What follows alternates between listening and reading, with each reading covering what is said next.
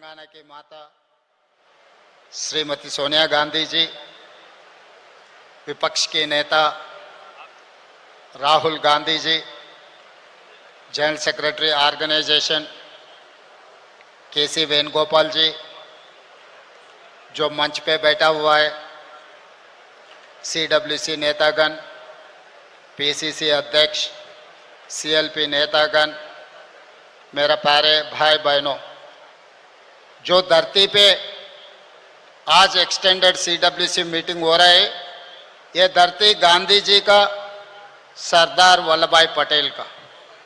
ये साबरमती नदी के किनारे में हम बैठकर 2 दिन चिंतन बैठक किए।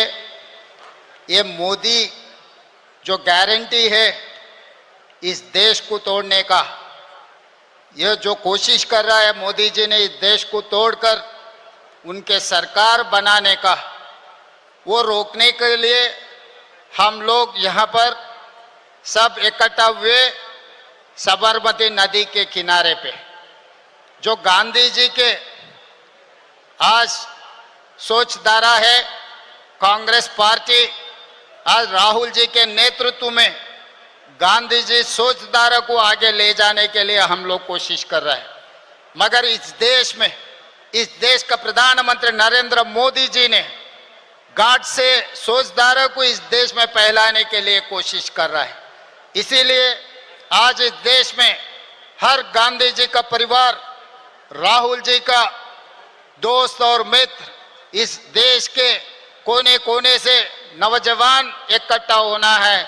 ये गाढ़ से परिवार को आने वाले दिनों में रोककर इस देश को बचाने के लिए हम सब लोग इकट्ठा होकर मोदी के खिलाफ लड़ना है।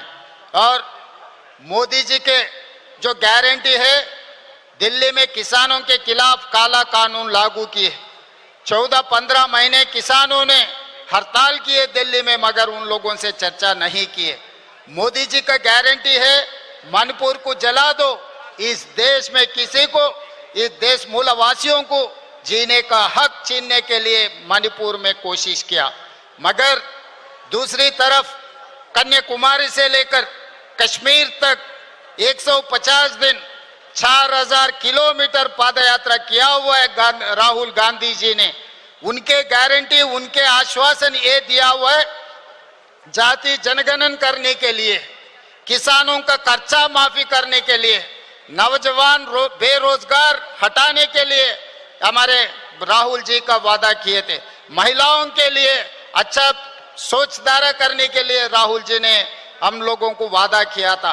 इसीलिए तेलंगाना राज्य सरकार ने जो राहुल जी ने वादा किया था, जिस दिन तेलंगाना में आए थे, तेलंगाना 4 करोड़ जनता को ये आश्वासन दिलाए थे, कांग्रेस सरकार बने तो किसानों का खर्चा 2 लाख तक माफी करने के लिए वादा किया था।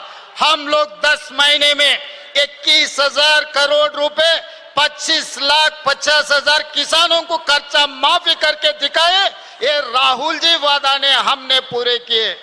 और दूसरी बात रहा जनगणना, जाति जनगणना हमने किया इस देश। इसीलिए आज मोदी जी ने डरकर राहुल जी को माइक नहीं दिए लोकसभा में बोलने के लिए। और महिलाओं के लिए, बेरोजगार के बारे में मोदी जी ने यह वादा किया था हर साल 2 करोड़ नौकरी देने के लिए।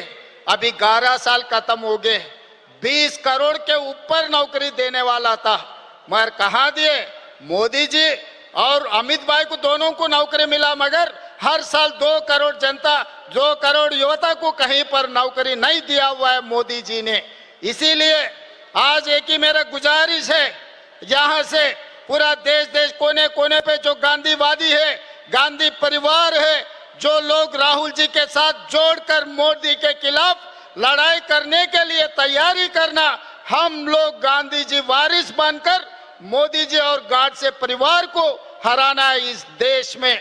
इसीलिए किसानों के लिए, युवताओं के लिए, महिलाओं के लिए हमारा सोचधारा इस सीडब्ल्यूसी में जो चर्चा हुई है 2 दिन से, यहाँ से हम उम्मीद लेकर, सुझाव लेकर हम वापस जा रहे।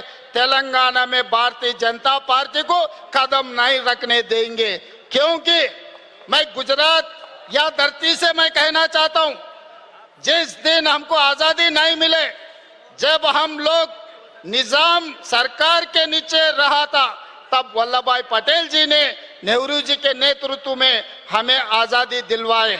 इसीलिए जो गुजराती जनता को परिवार रिश्ता है वल्लभ भाई पटेल जी से, मगर तेलंगाना 4 करोड़ जनता को दिल का रिश्ता है वल्लभ भाई पटेल से। हमको जो आजादी दिलाया वो वल्लभ भाई पटेल जी ने, इसीलिए और तेलंगाना राज्य ने दिए, श्रीमती सोनिया जी ने हमारे तेलंगाना राज्य ने बनाया। इसीलिए आज वल्लभ भाई पटेल जी के जो धरती से सोनिया जी के नेतृत्व में हम लोग भारतीय जनता पार्टी को तेलंगाना में कदम रखने नहीं देंगे। भारतीय जनता पार्टी को हम रोकेंगे तेलंगाना में, हर किस उन लोगों को माफ नहीं करने वाले हैं। और अंतिम में मैं एक बात कहना चाहता हूं, 30 साल अंग्रेजियों के खिलाफ गांधी जी ने लड़ाई किए, दंडी सत्याग्रह किए, बहुत सारे आंदोलन किए अंग्रेजियों के खिलाफ गांधी जी ने, मगर कभी भी अंग्रेजी वाले ने गांधी जी के खिलाफ गांधी जी के ऊपर लाठी नहीं चलाए। मगर आजादी मिलने के बाद गाडसे के परिवार गांधी जी को 6 महीने भी बर्दाश्त नहीं किए। आजादी मिलते ही गाडसे परिवार ने, मोदी जी परिवार ने गांधी के ऊपर गोली चलाए, गांधी के हत्या किए। अंग्रेजों से भी ये बीजेपी वाले बहुत खतरे के लोग हैं, इसीलिए अंग्रेजी वालों को जैसा भगाया इस देश से, अभी बीजेपी को भी वैसे ही हराना है। हम लोग सब मिलकर राहुल जी के नेतृत्व में मोदी के खिलाफ आने वाले दिनों में हम सब मिलकर मोदी के खिलाफ लड़ने के लिए तैयार हो जाना है। हम लोग यहाँ से उम्मीद लेकर जा रहे, यहाँ से आदेश लेकर जा रहे, तेलंगाना में हम हमेशा बीजेपी को रोकने के लिए, बीजेपी को हराने के लिए हम कोशिश करेंगे।